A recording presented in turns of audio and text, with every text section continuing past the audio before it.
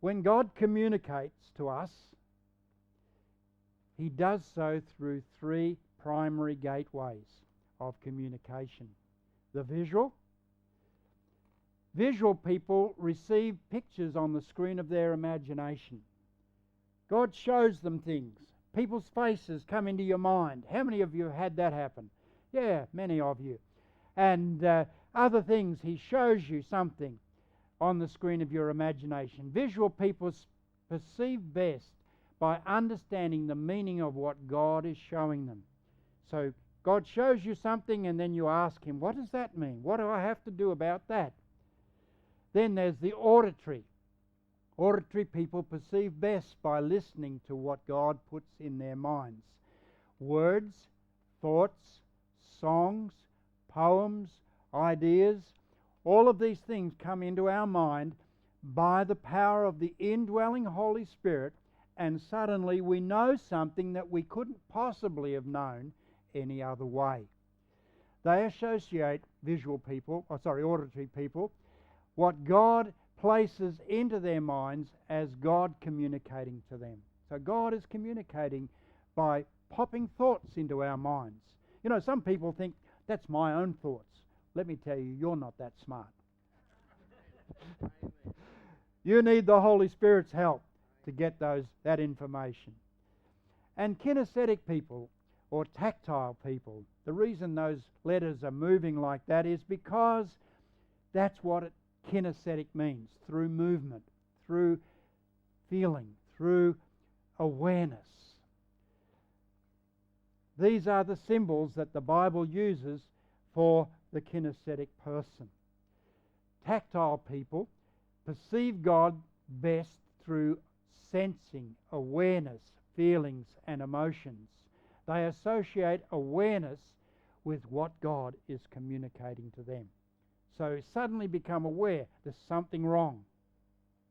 You know, you're walking out the door and suddenly the Holy Spirit makes you aware that you've left something behind that you should be taking. And you have to say, what is it, Holy Spirit? And so then you're able to duck back in and get it. Okay? So many times this happens in our lives.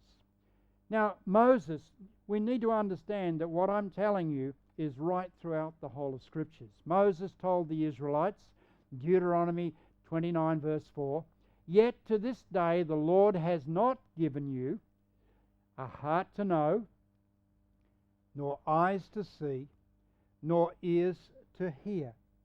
So right back there in Deuteronomy, God was telling us how He would communicate with us. Jesus tells us, "So I say to you, ask, and it will be given to you. Seek, and you will find. Knock, and the door will be open to you." Now, we need to understand that we have to be proactive, not just waiting for the Holy Spirit to speak to us, but us asking the Holy Spirit to speak to us. So we ask, we seek, and we knock. It's up to us. We can do that. You know, I have people sometimes after I've prophesied over 50 or so people, somebody will come up to me and say, "Could you give me a prophetic word for my son? He isn't here this morning."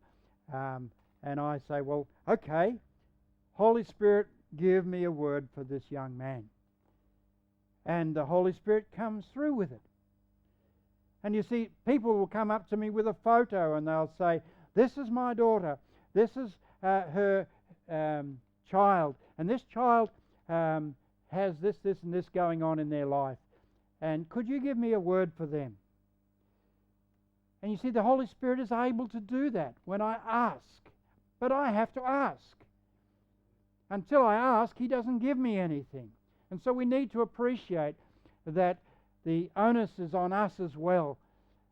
Also, it's in 1 John chapter 1 and verse 1, "What was from the beginning, what we have heard, what we have seen with our eyes and have looked at, and touched with our hands concerning the word of life." So Jesus did these things, and the disciples saw them, heard them, and actually touched Him. while he was doing those things. In Matthew chapter 13, verse 15, "For the heart of this people has become dull." Jesus is quoting from Isaiah.